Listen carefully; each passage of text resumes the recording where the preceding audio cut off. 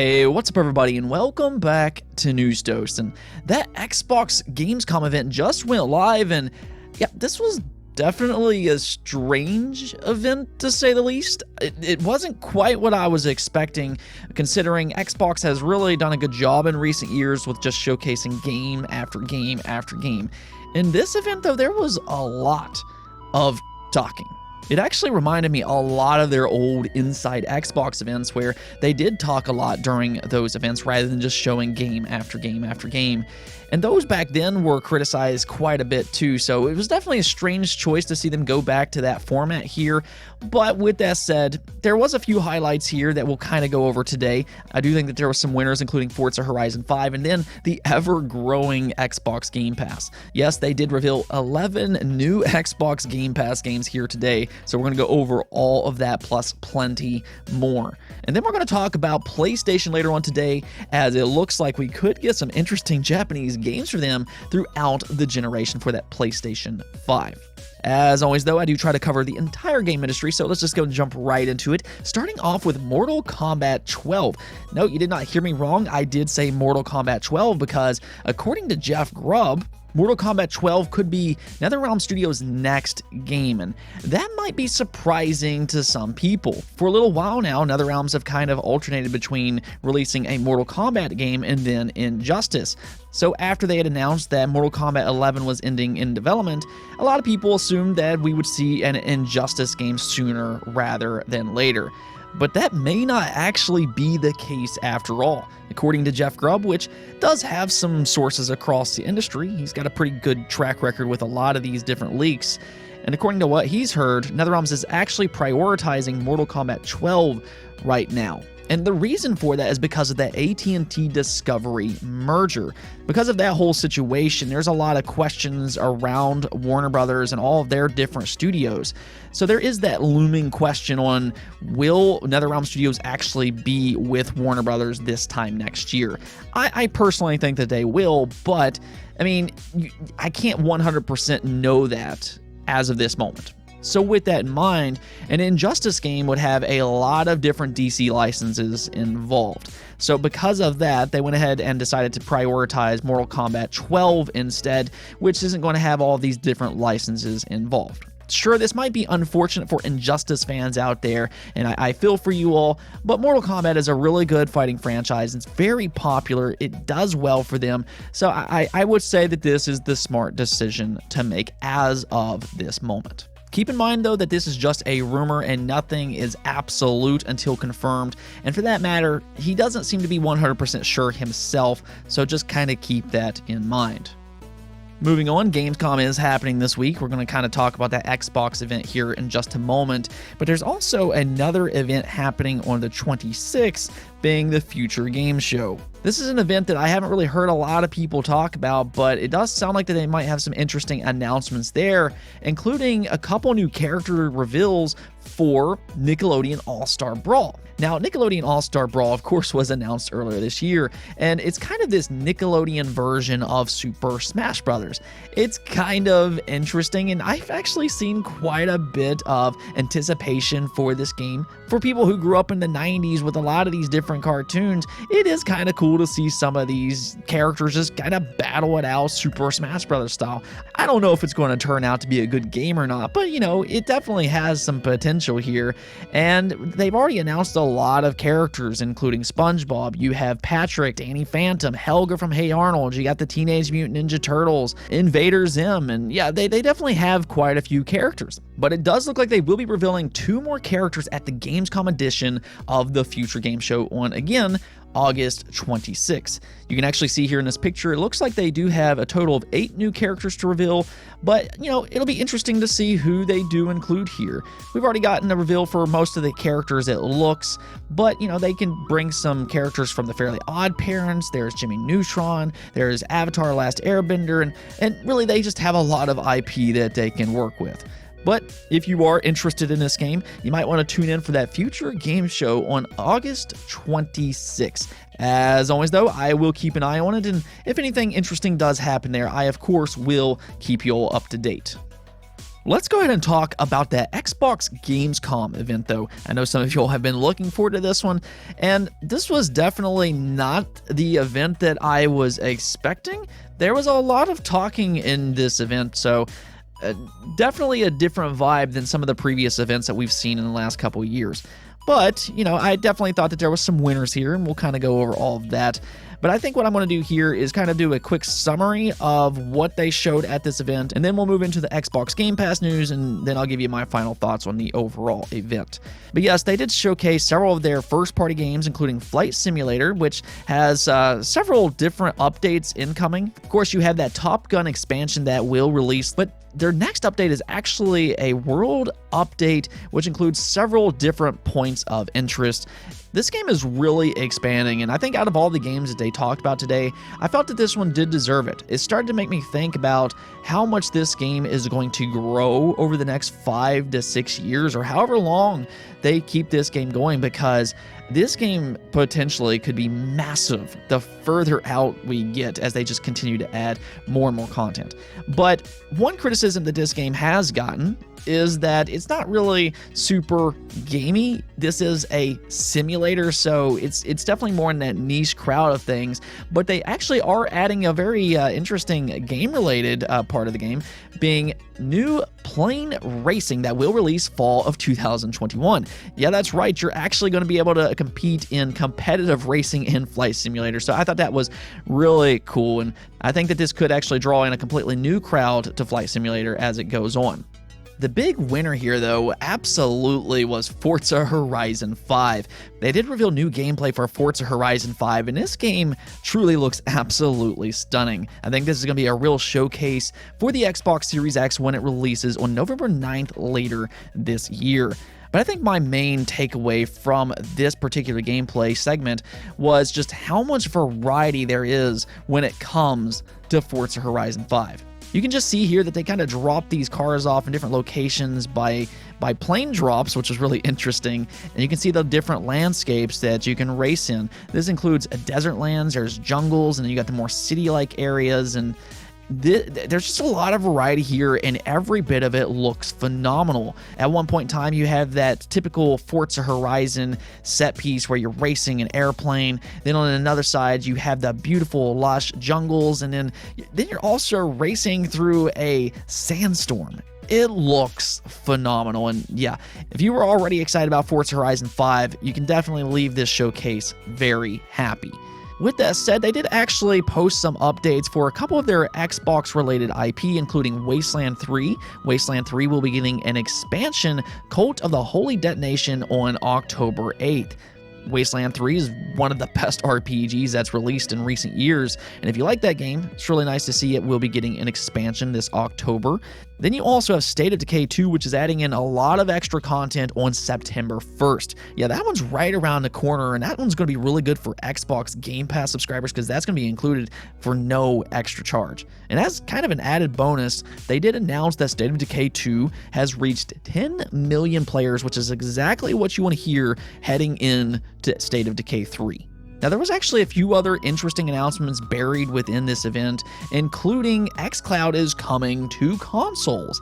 And this one is going to be really big for anybody that still plays on the Xbox One.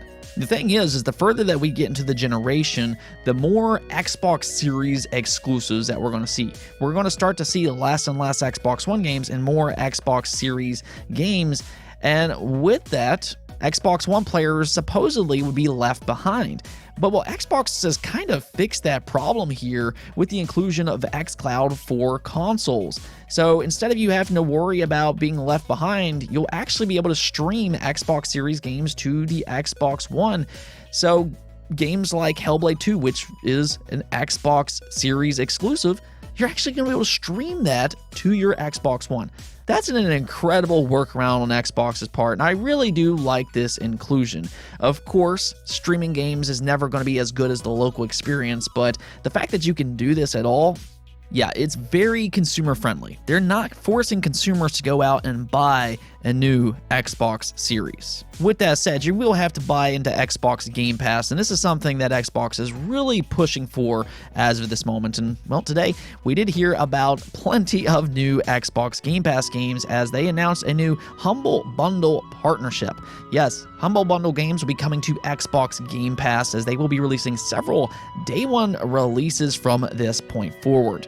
And we'll just kind of go over the list of Xbox Game Pass games that they announced here, including Arkvale, you have Next Space Rebels, Midnight Flight Express, Bushiden, Flynn, Son of Crimson, which is a game I actually have on my Steam wishlist. Very cool to see that one included here. You have Unpacking, Signalus, Unsighted, Chinatown Detective Agency, and then Dodgeball Academia, and then Into the Pit.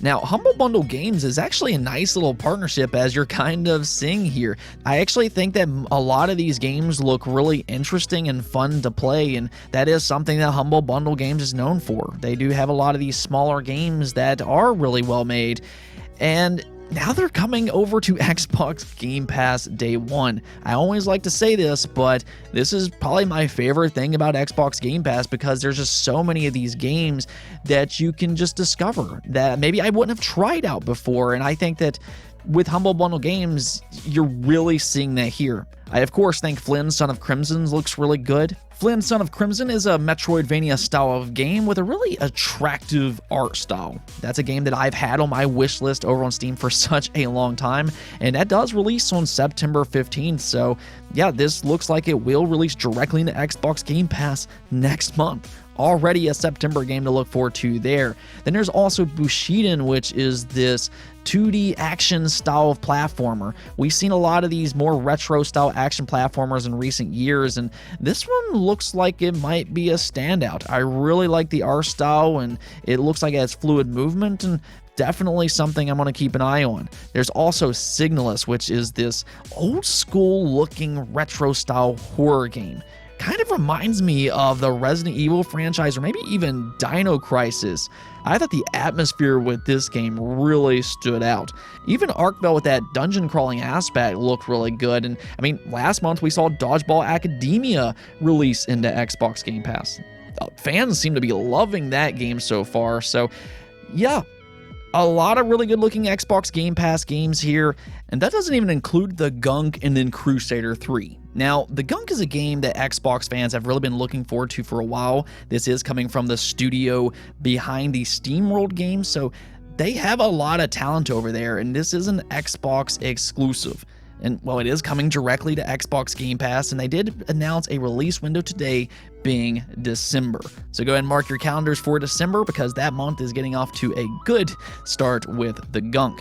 And then you have Crusader Kings 3, which this is a game that might be getting a little overlooked, but this is one of the best rated games from 2020. It's got 60 critic reviews over on Metacritic with a 91 overall score. This is supposed to be an excellent strategy game, and it's getting an adaptation for Xbox, which that means that this isn't just some kind of port, it's getting an Xbox adaptation with full controller support. So the fact that that's releasing to Xbox Game Pass, that one's gonna be an exciting release. So yeah, Xbox Game Pass definitely continues to be an amazing service and a winner here at this Xbox Gamescom event.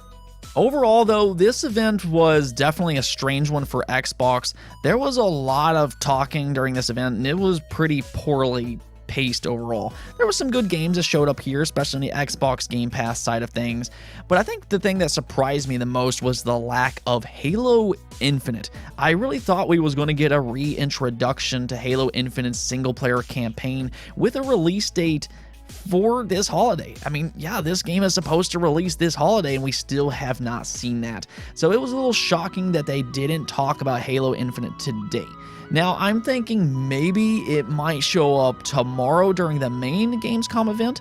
That event will have more viewers, so maybe they're saving it for that event instead. I'm going to cross my fingers for that, but this Xbox Gamescom event was definitely a strange one, to say the least.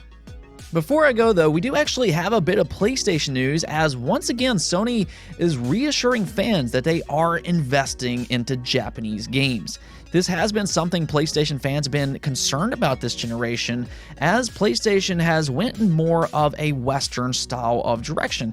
And that's not necessarily a bad thing, because, you know, that's how we've gotten great games like Uncharted, we've gotten Ghost of Tsushima this way, we've gotten Horizon Zero Dawn, God of War, and the list just kind of goes on and on.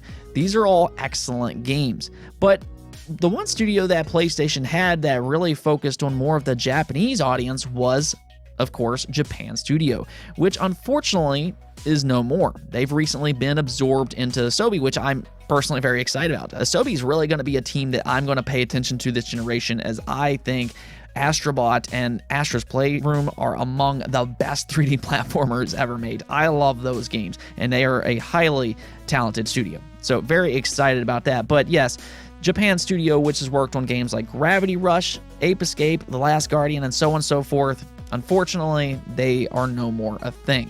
So it's kind of easy to see why there's some concern among fans.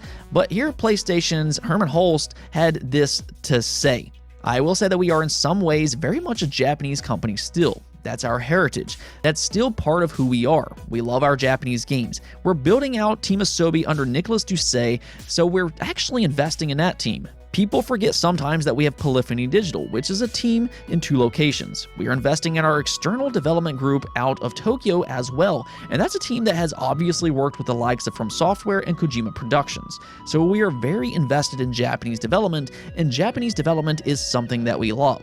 I think it's such a core part of the PlayStation identity that I can't ever see us shy away from Japanese or even Asian development." So there it is. Once again, PlayStation is reaffirming their fans that they are indeed working on Japanese-related games, and I find the mention of XDev to be very interesting. Of course, I just mentioned Team Asobi a moment ago, but with XDev, this is a studio that does work with third-party developers. Now, there is a rumor going around that PlayStation is working with From Software again on a Dark Souls-like game that's not Bloodborne. I don't know how true that rumor is, but the fact that he does mention XDev here, I mean, yeah, at the very least, it's a good sign that they are working with some Japanese developers as of this moment. Now, who that will be, that remains to be seen, but rest assured, it does look like PlayStation is in fact working on some Japanese-related games. Let's go and take a look at the poll of the day, though, and last month I asked you all, have you played the original Psychonauts?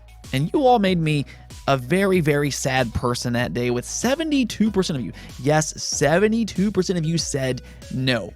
I urge you all after that to try Psychonauts out before Psychonauts 2 released, and I hope some of you all did, but well, that's kind of the thing. Psychonauts 2 will officially release this week, tomorrow on August 25th. Obviously, I'm extremely excited about this game, but I wanted to go ahead and ask you all, are you actually going to play it this week, considering a lot of you all did not play that original?